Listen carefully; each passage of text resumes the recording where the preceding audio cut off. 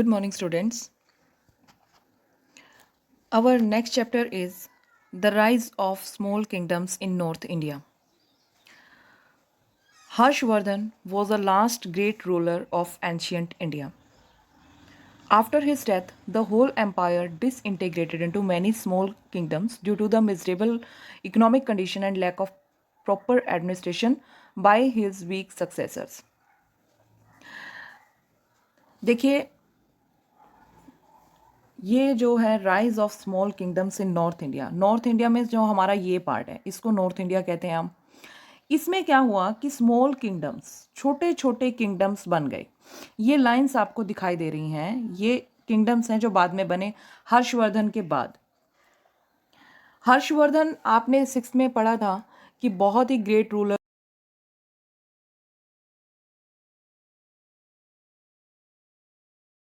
Chapter में आपने पढ़ा था कि हम हिस्ट्री को 3 पार्ट्स में डिवाइड करते हैं। ठीक है, फर्स्ट है हमारा एंशियंट हिस्ट्री, ठीक है, सेकंड है हमारा मेडिवल हिस्ट्री और थर्ड है हमारा मॉडर्न हिस्ट्री। ये 3 हिस्ट्रीज हमारे पीरियड हुए हैं। तो एंशियंट के बारे में आपने 6th में बहुत अच्छे से पढ़ा था। तो एंशियंट हिस्ट्री का जो लास्ट रूलर था, मीन्स जो एंशियंट पीरियड हुआ है हिस्ट्री में, उसका जो लास्ट रूलर था वो था हर्षवर्धन। और हर्षवर्धन के बाद उसमें कौन सा पीरियड स्टार्ट हो जाता है? Medieval period. और हम जो स्टडी कर रहे हैं 7th में वो हमारा मेडिवल पीरियड है। ओके, तो हर्षवर्धन लास्ट रूलर था, उसके बाद उसकी डेथ हुई। फिर बहुत सारे जो उसका एम्पायर है वो डिसइंटीग्रेटेड, मीन्स कि वो टुकड़ों में बट गया, बिखर गया, क्योंकि उसके जो पीछे आने वाले जो उसके सक्सेसर्स थे, जो उत्तराधिकारी थे, वो इतने स्ट्रॉन्ग नहीं थे। ना उनके रूल में कोई पावर थी, ना ही मतलब उनके एडमिनिस्ट्रेशन जो है वो प्रॉपरली उन्होंने हैंडल किया। तो उस वजह से जो ये हर्षवर्धन का जो इतना बड़ा एम्पायर था वो टुकड़ों में बिखर गया into small kingdoms due to the miserable condition economic condition की, मतलब गरीबी बहुत ज़्यादा थी और lack of proper administration by his weak successor. उसके सक्सेसर बहुत वीक थे और एडमिनिस्ट्रेशन जो है वो बड़ा प्रॉपर नहीं हो रहा था। तो इसकी कमी की वजह से ये दो जो हमारी मेन बातें हैं, कौन सी, ये मैंने हाईलाइट की हुई हैं, due to the miserable economic condition और लैक ऑफ प्रॉपर एडमिनिस्ट्रेशन। ये दो चीज़ों की वजह से हर्षवर्धन का जो एम्पायर था वो टुकड़ों में बिखर गया। This was a period of political instability in north India. North India के अंदर ये जो पीरियड था वो पॉलिटिकल इंस्टेबिलिटी का था। इंस्टेबिलिटी क्या होता है बेटा? स्टेबल तो वो होता है जो चीज़ स्थिर हो, और इनस्टेबल जो स्थिर ना हो, मीन्स कि कोई रूल ही ना हो, कोई रेगुलेशन ही ना हो। तो पॉलिटिकल इंस्टेबिलिटी का पीरियड था ये। 3 पावरफुल किंगडम्स इस काल में, ये जो टाइम है 750 सीई से 1000 सीई तक, ये जो टाइम है ये कितने हो गए? ये हो गए 250 ईयर्स जो है। तो इन ईयर्स के बीच में ये छोटे छोटे जो 3 पावरफुल किंगडम्स हैं वो अराइज हुए। जब हर्ष का एम्पायर टूट गया, बिखर गया, तो उसके बाद कुछ पावरफुल जो रूलर्स थे जिन्होंने अपना कब्जा कर लिया उस किंगडम पर, वो थे 3। इस साइड है और यहाँ, ठीक है। यहाँ तो ये यहाँ पे जो अधिकार जमाया वो थे प्रतिहार्स, और यहाँ पर जिन्होंने अपना कब्जा किया वो थे पालाज, और यहाँ जिन्होंने कब्जा किया वो थे राष्ट्रकूट्स। ठीक है, तो ये जो एरिया हमारा है बेटा, इसको हम डेक्कन एरिया बोलते हैं। और ये डेक्कन एरिया इसके नीचे है, तो डेक्कन से ऊपर, मीन्स कि नॉर्थ ऑफ द डेक्कन जो एरिया है उसके यहाँ राष्ट्रकूट जो राजा थे उन्होंने अपना कब्जा जमा लिया था। यहाँ पर इस जो नॉर्थ पार्ट है यहाँ पर प्रतिहारों ने अपना कब्जा जमा लिया था। और ये वेस्ट बंगाल और इधर जो बिहार वाली साइड है यहाँ पर पालाज ने अपना कब्जा कर लिया था। तो इसीलिए इस एज को हम क्या कहते हैं? This period is also known as the age of 3 empires. इसको हम 3 एम्पायर्स की एज बोलते हैं। कौन कौन से आए? The Rashtrakutas took over the control in northern part of Deccan, the Palas in eastern India, Bengal and Bihar region, मैंने आपको यहाँ पर बता दिया, and the Pratiharas in Avanti, southern of Rajasthan and Gujarat. यहाँ पे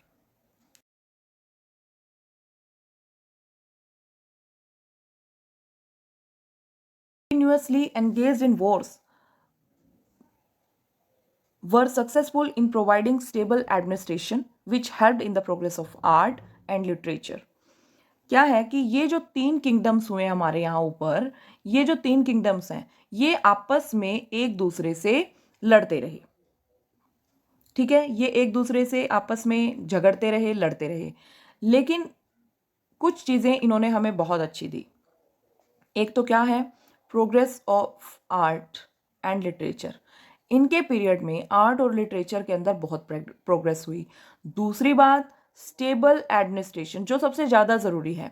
स्टेबल एडमिनिस्ट्रेशन मीन्स कि उन्होंने ऐसा प्रशासन चलाया कि जिस तरीके की पहले ही कंडीशंस हो गई थी हर्षवर्धन के बाद, कोई एडमिनिस्ट्रेशन ही नहीं था, कोई पावर ही नहीं थी, किसी तरीके से लोग खुशी नहीं थे, तो उसको उन्होंने स्टेबल किया एडमिनिस्ट्रेशन को। सबसे बड़ी ये बात थी। हालांकि ये आपस में तीनों लड़ते झगड़ते रहे एक दूसरे से, लेकिन अपनी अपनी जगह पर इन्होंने एक प्रॉपर एडमिनिस्ट्रेशन बनाया और आर्ट और लिटरेचर की प्रोग्रेस की।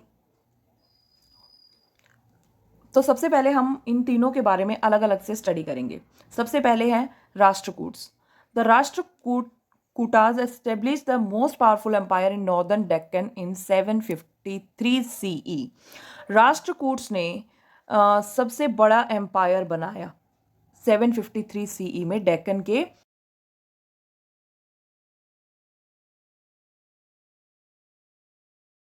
डेक्कन जो है वो ये एरिया डेक्कन का आता है, तो इसके ऊपर थोड़ा सा, तो ये नॉर्थ में हम कह सकते हैं इसको। तो यहाँ पर इन्होंने अपना एम्पायर बनाया। They became the masters of a large area of the present Gujarat, Madhya Pradesh, Bihar, Maharashtra and Karnataka. तो आजकल जो एरिया हमें गुजरात, मध्य प्रदेश, बिहार, महाराष्ट्र और कर्नाटक में जो आज एरिया है, वो एरिया जो है वहाँ पर उनका शासन होता था। Their empire acted as a bridge between north and south India.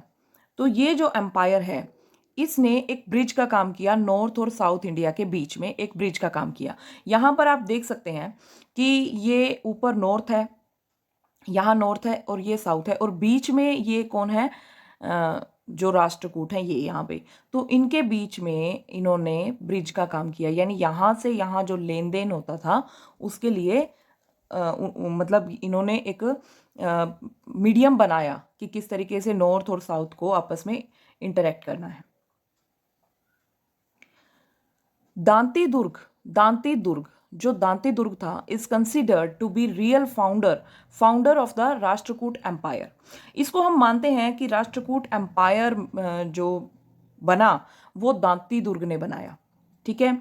Govinda जी, जो गोविंदा है वो गोविंदा थर्ड, और जो अमोघ वर्ष है, इनको हम वेल नोन राष्ट्रकूट किंग के नाम से जानते हैं। मीन्स की बहुत ज़्यादा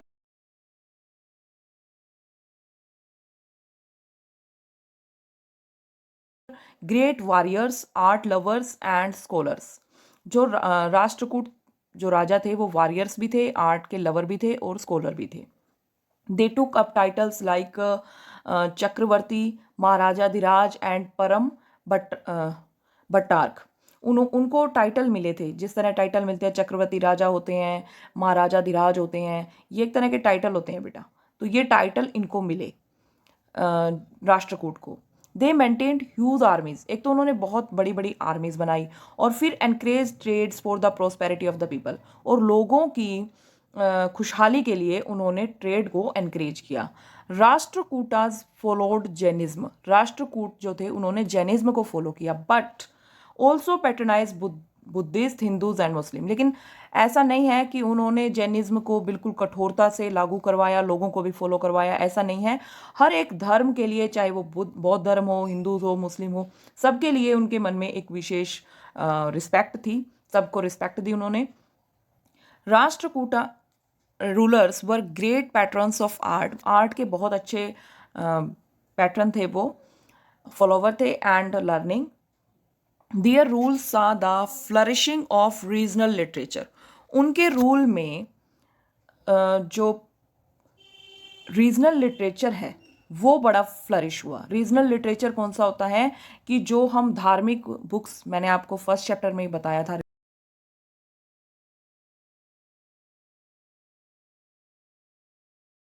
of Ellora belonging to Hindu, Buddhist and Jain sect are a proof of the religious tolerance of Rashtrakuta. तो जो ये रॉक कट टेम्पल्स हैं एलोरा के, इनको देखकर हम अंदाज़ा लगा सकते हैं कि राष्ट्रकूट जो राजा थे उनकी रिलीजियस टॉलरेंस क्या रही है। मतलब ये एक प्रूफ है उनकी जो धार्मिक सहनशीलता है, जिस तरीके से वो धर्म को मानते थे। तो ये जीता जागता प्रूफ है, आज भी हमारे सामने है rock cut temples of Ellora. उसके बाद किंग अमोघ वर्ष, जो किंग अमोघ वर्ष था ये भी राष्ट्रकूट राजा ही हुआ है।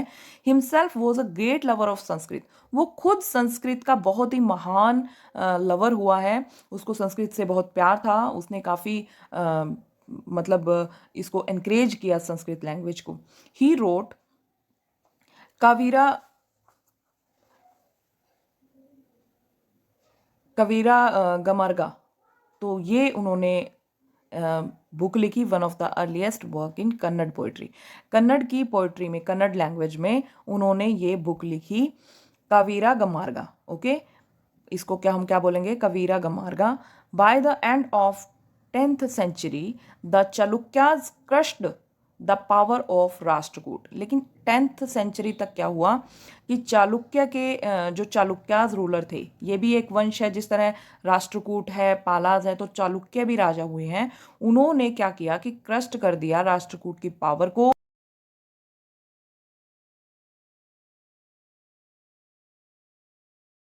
राजाओं ने, जिस तरह इन्होंने हर्षवर्धन के जो कमजोर सक्सेसर हुए थे उनको हराकर उनके किंगडम पर अपना अधिकार जमा लिया था, उसी तरीके से चालुक्यों ने राष्ट्रकूट को हराकर अपना कंट्रोल वहां पर स्थापित कर लिया था। उसके बाद है पालाज के बारे में। Very limited information is available about the history of Bengal for the period between the death of Harsha and ascending of Palas. हालांकि इसके बारे में हमें बहुत कम नॉलेज है कि किस तरीके से हर्ष के बाद इन्होंने मतलब राज्य संभाला, but it is well known that during this time Bengal faced a lot of infighting among the small kingdoms. लेकिन ये हम सबको पता है कि बंगाल ने उस टाइम पर फेस किए बहुत सारे छोटे छोटे जो किंगडम्स होते थे, उनकी जो लड़ाइयाँ होती थी, उनका जो खामियाजा है वो इन जो बंगाल के लोग हैं उनको भुगतना पड़ता था, तो इसलिए वो बहुत परेशान थे। तो पीपल ऑफ बंगाल जो हैं उन्होंने क्या किया, elected Gopala as their king to maintain peace and order. उन्होंने पीस और ऑर्डर यानी शांति और ऑर्डर बनाए रखने के लिए गोपाल को इलेक्ट किया अपने राजा के तौर पर। He set up an empire which ruled over about 400 years. उसने जो एम्पायर बनाया वो लगभग 400 ईयर्स तक चला। मीन्स आगे उसके बेटे ने, फिर उसके ग्रैंडसन ने, इस तरीके से वो आगे एम्पायर बढ़ता रहा। His successors used Pala after their name and hence their empire came to be known as Pala dynasty. तो उसके सक्सेसर जो हैं उन्होंने अपने सभी ने उन्होंने नाम के पीछे ना पाल लगाया, जैसे गोपाल है तो उन्होंने भी पाल लगाया, तो इसीलिए इसको हम पाल डायनेस्टी के नाम से जानते हैं। इसको हम क्या, वंश का नाम ही पाल डायनेस्टी पड़ गया। इसके ज़्यादातर जो सक्सेसर्स हैं उन सब के पीछे पाल लगता है। Dharmapala was the greatest ruler of Pala dynasty. Pala dynasty का सबसे ज़्यादा जो बड़ा रूलर था, महान राजा था, वो धर्मपाल हुआ है। हालांकि ये एम्पायर बनाया था गोपाल ने, लेकिन इसको आगे बढ़ाते हुए जो सबसे ज़्यादा इन 400 सालों में सबसे ज़्यादा जो महान रूलर हुआ है वो है Dharmapala. He set up a centre for Buddhist education which was known as Vikramshila Vihara. ठीक है, तो उसने एक बुद्धिस्ट एजुकेशन सेंटर बनाया और उसका नाम रखा विक्रमशील विहार। हिज सन देवपाल, और अब धर्मपाल का जो सन था वो था Devapala, extended the Pala empire and also defeated the Huns. और उसने पाल एम्पायर को आगे बढ़ाया और जो हुन्स है, हुन्स भी एक वंश का ही नाम है जैसे पाल है, उनको उसने हराया।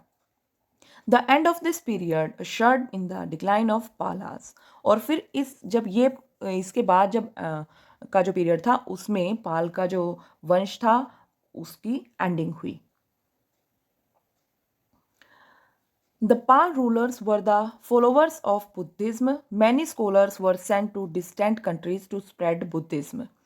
They also gave generous grants to Brahmins to build temples. Palas were the great patrons of art, education and literature.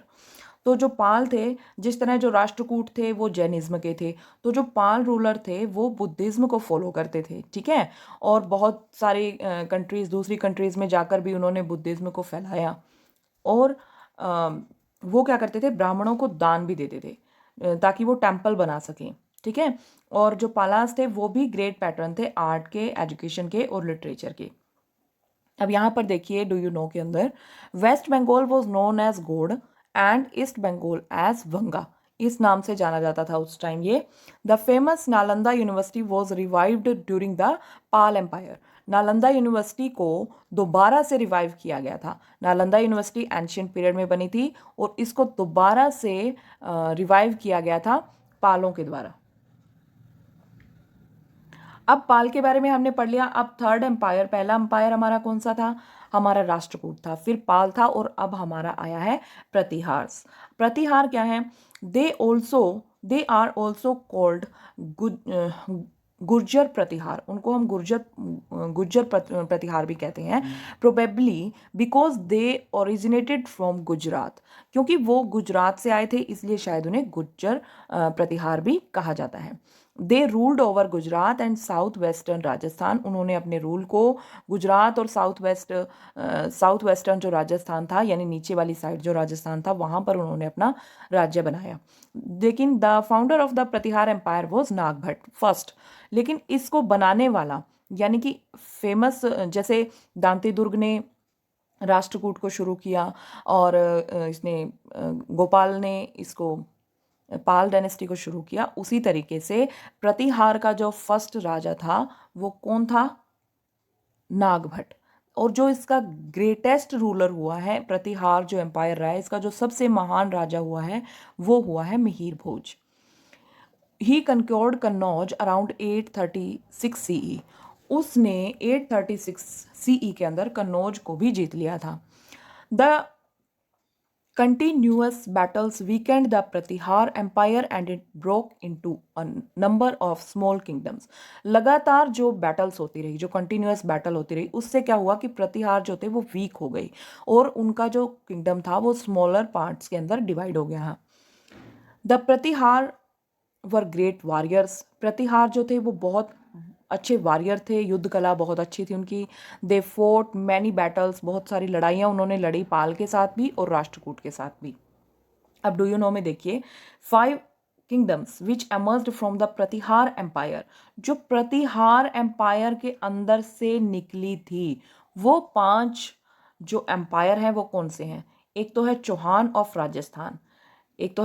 Of Rajasthan, दूसरा है गढ़वाल ऑफ कन्नौज, तीसरा है सोलंकीज ऑफ गुजरात, फिर है Parmar of Malwa and the Chandel of Bundelkhand. ये 5 जो है प्रतिहार में से ही निकले हैं. जो प्रतिहार है उसी के एम्पायर में से ये 5 एम्पायर निकले हैं. कौन कौन से, चौहान है, गढ़वाल है, सोलंकी है, परमार है और चंदेल है. उसके बाद है the brave Pratihara stopped the Arab invasion for nearly 300 years. जो प्रतिहार हैं उन्होंने अरब के जो लोग थे उनके, इन्वेजन क्या होता है, जो हमला करते हैं, उनके हमलों को 300 सालों तक रोके रखा था. जो प्रतिहार है, अरब वाले जो थे वो हम पे अधिकार जमाना चाहते थे तो उनके अधिकारों को 300 सालों तक जो प्रतिहार है उन्होंने रोक के रखा था. The Pratihar kings were also great patrons of art and literature. King Mihir Bhoj himself was a well-known scholar. Regional languages developed at a fast rate under Pratihar rule. जो रीजनल लैंग्वेजेस थी, regional language कौन होती हैं, जैसे जो हर एक इसको हिंदी में क्षेत्रीय भाषाएं बोलते हैं बेटा, जैसे हम हरियाणवी बोलते हैं। हरियाणवी भाषा हमारे कॉन्स्टिट्यूशन में तो कहीं नहीं लिखी हुई, हमारी तो हिंदी है। लेकिन रीजनल वो होती हैं जो अकॉर्डिंग टू छोटे छोटे एरियाज जो होते हैं उनके अकॉर्डिंग बदलती रहती है। जैसे अब हम हरियाणवी भी बहुत टाइप की होती है, जैसे इस साइड अपने फतेहाबाद वाली साइड कुछ और बोली जाती है, जिस तरीके से हम जींद वाली साइड कैथल, पानीपत, सोनीपत, रोहतक इनकी तरफ जाते रहेंगे तो लैंग्वेजेस में चेंज आता रहेगा। ठीक है, तो ये कुछ चेंजेस जो हैं रीजनल लैंग्वेजेस के अंदर, ये बड़े डेवलप हुए थे। During this time early forms of Marathi and Gujarati were spoken in western India. Early forms of Marathi and Gujarati were spoken in Western India. Bengali, Assamese and Udiya became popular in Eastern India. ये सारी जो languages हैं ये popular हो गई थी। अब ये है कि इसके जो ब्यूटीफुल टेम्पल्स हैं वो खजुराहो है, कांचीपुरम है, थंजावुर है, भुवनेश्वर, पुरी और कोणार्क, ये जो है ये सारे के सारे प्रतिहार के टाइम में ही बने थे। कौन कौन से टेम्पल हैं? खजुराहो, कांचीपुरम, तंजावुर, भुवनेश्वर, पुरी और कोणार्क। ओके, इनको आपने ध्यान रखना है, ये सारे टेम्पल्स इनके टाइम में बने थे। उसके बाद द आर्ट ऑफ मिनेचर। अब मिनेचर क्या होता है? The art of miniature painting also started during this period. Art of miniature, miniature का मतलब होता है बेटा जैसे छोटी तरह की पेंटिंग्स होती हैं जो मतलब एक तरह से बुक्स को इल्यूस्ट्रेट करती हैं, तो वो होती हैं मिनिएचर पेंटिंग्स। उसके बाद आता है हमारा ट्रीपार्टाइट स्ट्रगल। ये क्या है? ट्रीपार्टाइट स्ट्रगल है जैसे जो 3 ग्रुप्स के अंदर जिस तरीके की स्ट्रगल होती है, लड़ाइयाँ होती हैं, उसको हम कहते हैं ट्री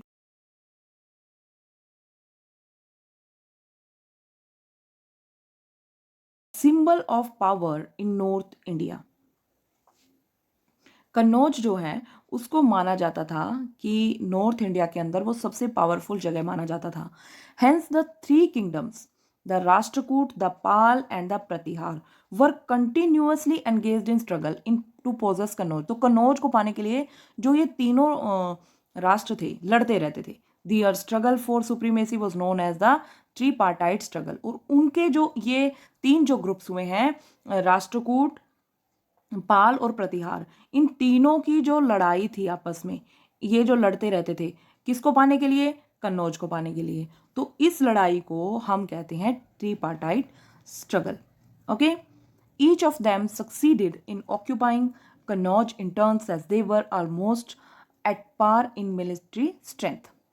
और हर कोई उनमें से सफल हुआ है, कभी पाल सफल हो गए, फिर राष्ट्रकूट सफल हो गए। मतलब ऐसा नहीं हुआ कि हर पर्सन को हार मिली है, क्योंकि उनकी जो मिलिट्री पावर थी वो बहुत मतलब ऊंची थी, बहुत ही ज़्यादा स्ट्रोंग थी उनकी मिलिट्री जो पावर है। तो इसलिए वो सारे एक एक बार, 2 बार भी जीते हैं। बट द कंटिन्यूअस बैटल्स, लेकिन जो लगातार ये लड़ाइयाँ होती रही, वीकेंड दैम, इनसे क्या हुआ कि ये जो तीनों ही एम्पायर है, राष्ट्रकूट, पाल और प्रतिहार, तीनों को ही कमज़ोर बना दिया। क्योंकि बेटा जब भी कोई बैटल होती है, कोई युद्ध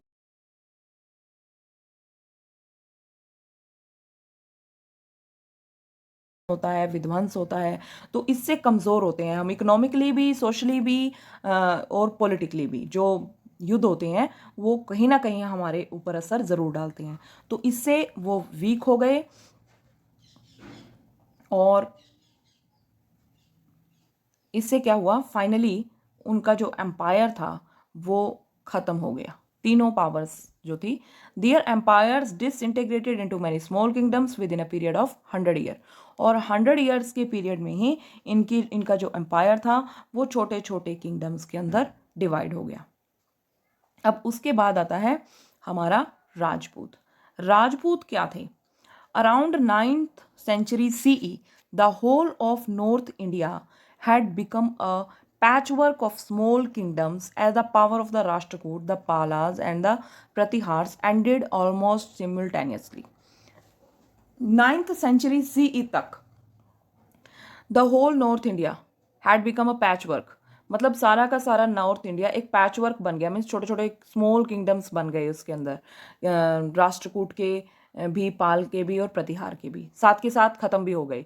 तो ड्यूरिंग द 10th सेंचुरी, अब जब जब भी कोई चीज़ आपको हम बार बार यही बताते हैं बेटा कि एक दूसरे से मत लड़ो मत लड़ो, क्योंकि जो लड़ाइयाँ होती हैं अगर हम अपनों से लड़ते हैं तो उसका फ़ायदा कोई तीसरा उठा जाता है। ठीक है, जब जब भी हम लड़े हैं हमारा फायदा किसी ना किसी ने उठाया है।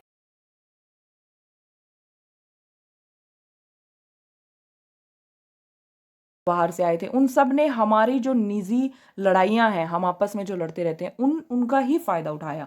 अब जैसे ये जो 3 किंगडम्स हुए हैं, जैसे राष्ट्रकूट, पाल और प्रतिहार जो हुए हैं, इन्होंने किसका फायदा उठाया था? हर्षवर्धन के जो वीक सक्सेसर्स थे उनका फायदा उठाया था। अब ये तीनों आपस में लड़ रहे थे तो इसका फायदा राजपूत ने उठाया। तो ऐसे ही एक दूसरे की लड़ाई का फायदा कोई तीसरा उठाता है। अगर अगर हम मिलके रहते हैं तो हमारे अंदर एकता बनी रहती है, जिससे हमें कोई अलग नहीं कर पाता। तभी तो कहते हैं यूनियन इज स्ट्रेंथ, एकता में ही शक्ति है। लेकिन अब यहाँ पर क्या है कि जब ये कमज़ोर हो गए और छोटे छोटे किंगडम्स में डिवाइड हो गए, तो 10th सेंचुरी CE तक 3 important developments took place in medieval India. तो 3 important developments हुई। Firstly, North India came in close contact with Western and Central Asia. पहली तो ये हुई कि जो नॉर्थ इंडिया है, ऊपर का जो इंडिया है हमारा, वो वेस्टर्न और जो सेंट्रल एशिया था उसके कांटेक्ट में आया।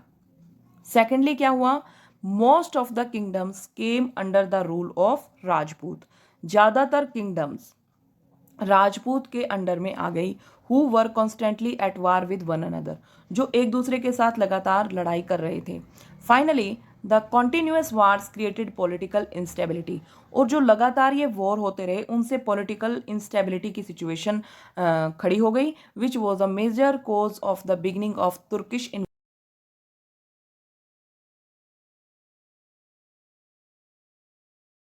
ऊपर आक्रमण किया। ये लड़ते रहते थे आपस में, जितने भी पुराने राजा थे, कभी किसी चीज़ के लिए कभी किसी चीज़ के लिए। तो इससे क्या था कि जो तीसरा जो थर्ड पर्सन है वो इनका फ़ायदा उठा जाता था। तो राजपूत जो थे उन्होंने बहुत इंपॉर्टेंट रोल प्ले किया मेडिवल इंडिया के अंदर। They were famous for their bravery, एक तो वो बहादुर बहुत ज़्यादा थे Rajput. There is no clarity about the origin of the Rajput, हालांकि राजपूत की ओरिजिन के बारे में हमें ज़्यादा श्योरिटी नहीं है, लेकिन जो the word Rajput means son of raja, Rajput word का मतलब है राजा का बेटा। But all the Rajput do not belong to royal families. राजा का बेटा मतलब है राजपूत। राज का मतलब क्या होता है? राजा। और पूत का मतलब क्या होता है? बेटा। पूत को हम बेटा कहते हैं। तो राजपूत मीन राजा का बेटा। लेकिन ऐसा नहीं है कि वो सारे राजाओं के रॉयल फैमिली से बिलोंग नहीं करते थे, कोई भी राजपूत रॉयल फैमिली से बिलोंग नहीं करता था। Many Rajput families trace their origin to sun और मून। बहुत सारे राजपूत फैमिलीज अपने मतलब ओरिजिन को ट्रेस करती थी कि वो सन के या मून के बच्चे हैं, तो इसलिए उनको हम सूर्यवंशी या चंद्रवंशी कहते हैं। जो कहते हैं कि सन से है उनका ओरिजिन वो सूर्यवंशी, और जो मून से कहते थे वो चंद्रवंशी। मून को चंद्र कहते हैं ना हिंदी में, तो सूर्यवंशी और चंद्रवंशी इनसे वो जाने गए। Some historian believe that the Rajputs are the descendants of foreign tribes who had settled in,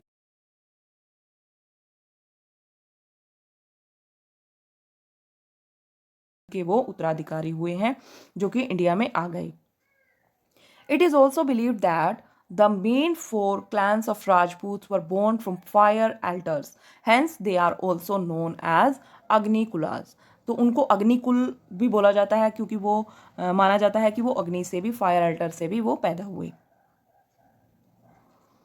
they are Parmar Malwa, Pratihara Rajasthan Gujarat, Chauhan Ajmer और चालुक्य गुजरात, ये चार उसमें से हुए। There were about 36 clans of Rajput, Rajput के 36 क्लैंस माने जाते हैं। Chauhan dynasty enjoys a special place of prestige among all the Rajput clans. The Chauhan king ruled over Gujarat and parts of Rajasthan. Prithviraj Chauhan was the most powerful king among Chauhans. जो पृथ्वीराज चौहान है वो सबसे ज़्यादा powerful king हुआ है। अभी चाहे आपने औरों के बारे में तो सुना हो या ना सुना हो, लेकिन मुझे पूरा यकीन है कि आपने पृथ्वीराज चौहान के बारे में ज़रूर सुना होगा, क्योंकि इनके ऊपर एक दो सीरियल भी बन चुके हैं। वो 1177 सीई के अंदर सिंहासन पर बैठे थे। उन्होंने बहुत सारी लड़ाइयाँ लड़ी और कॉन्क्वेस्ट का मतलब जीते भी थे। He also checked the advances made by Mohammad Ghori of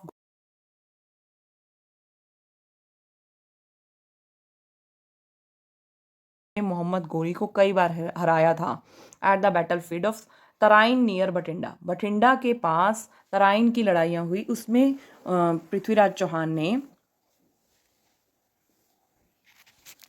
उनको हराया था। इसको जो पृथ्वीराज चौहान है इनको हराया था। उससे पहले भी बहुत बार पृथ्वीराज चौहान मोहम्मद गोरी को हरा चुके थे।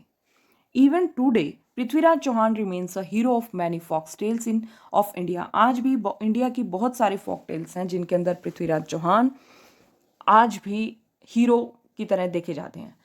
चंद Bardai composed an epic poem. Chand Bardai बेटा एक कोर्ट, पृथ्वीराज जो चौहान है उनके कोर्ट में एक पोएट हुए हैं। जैसे अकबर के टाइम में बीरबल हुए हैं ना, उसी तरीके से चंद बरदाई भी एक मेन करेक्टर हुए हैं इनके कोर्ट में। और इन्होंने एक एपिक पोयम लिखी थी, जिस तरह हमारी महाभारत लिखी हुई है उसी तरह उन्होंने एक पोयम लिखी थी, पृथ्वीराज रासो। ये पृथ्वीराज चौहान के बारे में है। पृथ्वीराज चौहान का पूरा जीवन वर्णन इस बुक के अंदर किया गया है, which narrates his bravery and heroism. अब इसके बारे में बहुत ही अच्छी बात, इंटरेस्टिंग बात मैं आपको बताती हूँ, जो यहाँ भी दी हुई है डू यू नो के अंदर भी। Jaichand the king of Kannauj, Kannauj का राजा था जयचंद। उसने एक स्वयंवर रखा। स्वयंवर समझते हो आप क्या होता है? स्वयंवर का मतलब होता है कि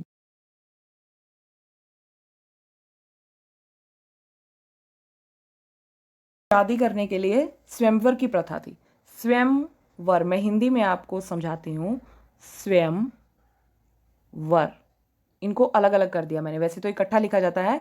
स्वयं का मतलब अपने आप और वर का मतलब हस्बैंड, पति। अपने आप अपने पति का चुनाव करना, इसको इस रिचुअल को हम कहते थे स्वयंवर।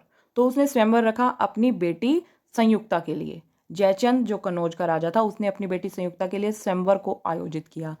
He did not invite Prithviraj, उन्होंने पृथ्वीराज को इनवाइट ही नहीं किया, बल्कि उनकी इंसल्ट करने के लिए क्या किया, he placed a statue of Prithviraj in the position of doorkeeper in his court to insult him.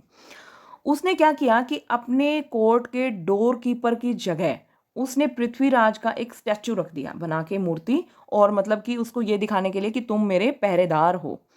The princess of Kannauj, लेकिन जो कन्नौज की राजकुमारी थी संयुक्ता, उसने सारे प्रिंसेस को रिजेक्ट कर दिया। जितने भी प्रिंसेस वहां आए हुए थे, जो इकट्ठा हुए थे अंदर, उन सबको उसने रिजेक्ट कर दिया। Instead place the garland around the statue's neck, और उसने वो माला उस स्टेचू के गले में पहना दी। और वो स्टेचू किसका था? पृथ्वीराज चौहान का। Before the courtiers realize what had happened, इससे पहले कि दरबारी ये समझ पाते कि क्या हुआ है, Prithviraj who had been hiding close by sprung up and rode away with the princess. इससे पहले कि वो कुछ जान पाते कि क्या हुआ क्या नहीं,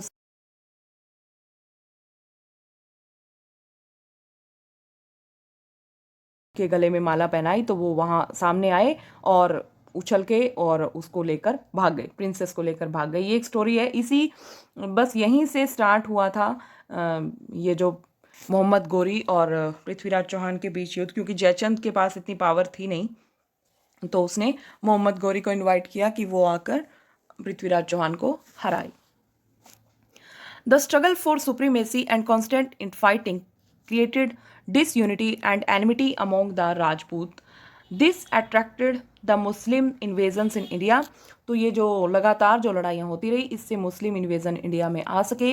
the Rajput failed to join hands with each other to defend India from Arab invasions. और जो राजपूत थे वो फेल हो गए कि वो ज्वाइन कर सकें एक दूसरे को, मतलब हाथ मिलाने में, क्योंकि उनकी आपस में लड़ाई होती रहती थी। तो इस तरीके से इनकी जो लगातार लड़ाइयाँ होती थी, इनका फ़ायदा मुस्लिम इन्वेजन्स ने उठाया। अब आगे हम पढ़ेंगे गवर्नेंस इन नॉर्थ इंडिया। नॉर्थ इंडिया के अंदर गवर्नेंस कैसी थी, ये हमारा अभी बहुत बड़ा चैप्टर है। इसमें आपके ये 2-3 पेजेस रह गए हैं। अच्छे तरीके से समझने के लिए हमें एक और वीडियो बनाना पड़ेगा। जैसा कि आप जानते हैं कि जितना आप अच्छे से समझ सकें उतना ही ज़रूरी है।